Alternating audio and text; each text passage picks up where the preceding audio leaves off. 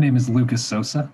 So I have 1 year left of school after this semester. So my thought was this summer I would look for any internships that were available through some local companies and possibly after I graduate, see if they'd like to continue with me as a member of their team.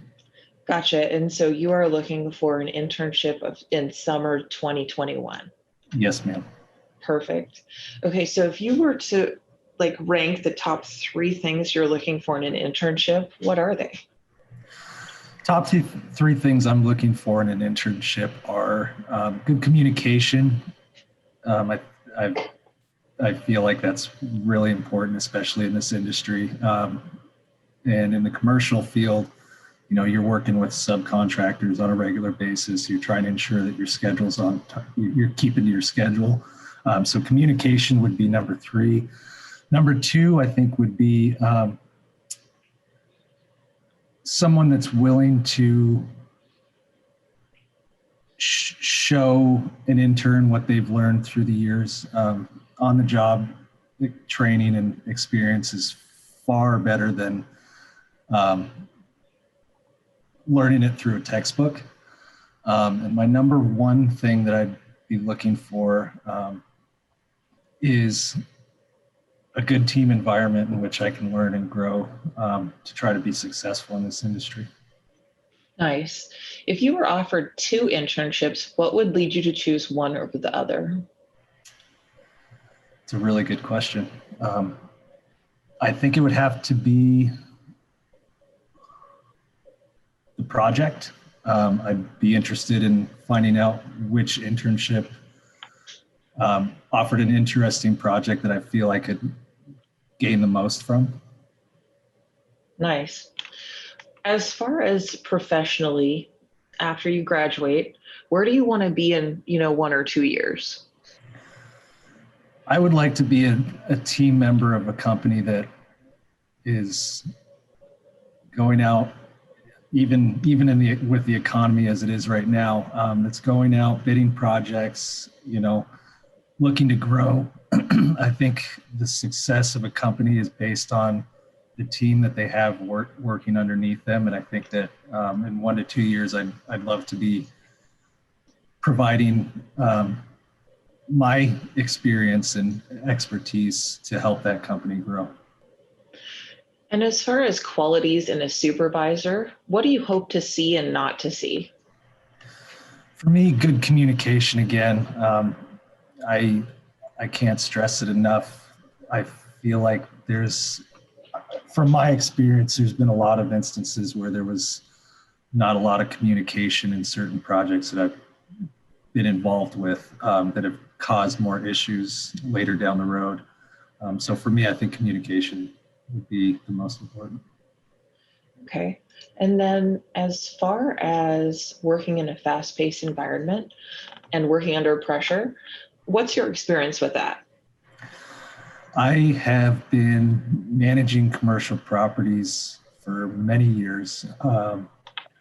That involves day-to-day operations, maintenance, complete remodels. So I've had an opportunity to work around many different subcontractors with many different talents and specialties. So for me, my experience working in a fast-paced environment has been, I guess I would say I'm pretty experienced in working in a fast-paced environment. Go ahead. How about working under pressure? How do you handle multiple deadlines? For me, working under pressure, when you start getting into a routine, it kind of causes complacency. So for me, it allows you to experience a lot of different.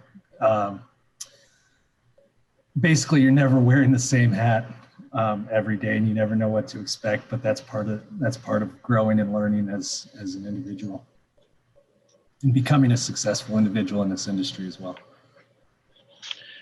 As far as in your life, when you have faced adversity, can you give me an example of facing adversity and overcoming that? Yes. So, would we be able to come back to this question? Totally. Thank you. I know that you've had an internship, you have a lot of work experience. As far as what makes a great team player and contributing to a team, what do you think are the best traits, values, attributes that someone brings to a team? I think it's really good for an individual to understand who may be coming after them and taking their position, because obviously most people have the idea that they're going to move up as the company expands. So ensuring that you're communicating properly and teaching the next person that's going to be following you, so that way when it's your time to move on, you've got someone that's qualified and can take that position on pretty quickly. Nice. How do you feel about working out of town or in remote areas? I have no issues working out of town or in remote areas. I have a motorhome, and so anywhere there's a road to get to the location, that's fine. And even if there wasn't, I'd have no problem. Living in a camp and such? Yes, ma'am. Okay. And then as far as your school commitment, so you're graduating in spring of 2022? Yes, ma'am. 2022. Okay. What is your experience wearing safety equipment and following safety regulations? Well, I have my OSHA 12-hour certification, and even in my past internship, I have no issues wearing safety gear or equipment. Through my experience with the commercial properties, you have an opportunity to see a lot of, for example, tripping hazards. You learn these types of things through experience, and I would say I'm pretty experienced as far as recognizing safety hazards and concerns. But as far as the safety equipment, I have no issues wearing safety equipment. Okay. And then if you were asked to perform a task that you didn't feel comfortable doing, how would you approach that and what would you do? If I was asked to do a task that I didn't feel comfortable performing, I would probably sit down with my supervisor and express my concerns. Without a specific example, it's hard for me to come up with a great answer. I would say I'd sit down with my supervisor and express whatever concerns I felt I had at the time. Gotcha. As far as other commitments, what other commitments would you be balancing with your internship or a future job? I have no other commitments. My only other commitment is men's league with the laborers union, but other than that, that's about it. Nice. Okay, so tell me about your project engineer internship last summer. So my internship last summer was really interesting. I wasn't sure if they were going to do the internship because it was around the start of COVID-19. But I finally got the call from QAP, and they asked if I was ready to work, and I told them of course I was. And so they sent me down to Kenai, where we were wrapping up a pavement restoration and bike path project. We spent about 3 weeks wrapping that project up before we moved down to the Seward Highway. There we were doing a 14-mile paving project with a lot of pipe replacement. We had a big aluminum box culvert replacement that we did. So for me, I was able, coming from the commercial side, going into the heavy civil side, I was able to experience a whole nother side of construction.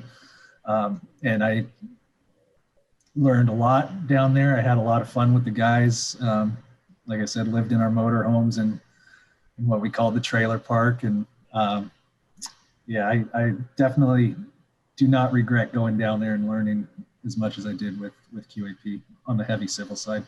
What kind of tasks were you doing? What kind of paperwork? What kind of job duties? So I was doing quantity takeoffs. When I first got down to Kenai, I was doing quantity takeoffs for the Seward Highway project, just making sure that there weren't any quantity busts or irregularities in the plans. So for the first 3 weeks, I was mainly doing that down in Kenai. Once we finally transferred over to the Seward Highway project, I was tracking quantities. So every day I would go down to every morning I'd go down to the scales and I'd grab the day before's reports and I would put them into the computer as far as how much borrow we were hauling. We had tons of pipe that was being delivered. So part of my duties was to help unload that pipe with the Zoom boom. And keep track of how much pipe we were receiving. And so I would look at our schedule and I'd see that, we were going to be doing 72-inch pipe next week. So I would go down and I'd keep track and make sure that all of our pipe was there and that we weren't missing anything. The other thing I did was I was in control of some of the safety stuff that was required by the state of Alaska and the government for COVID. To allow us to work basically. So I would do basically a questionnaire every day. I'd go talk to the guys during our safety meeting, make sure no one was feeling sick or, that sort of thing and turn that into our safety team. A lot of stuff, a lot of learning.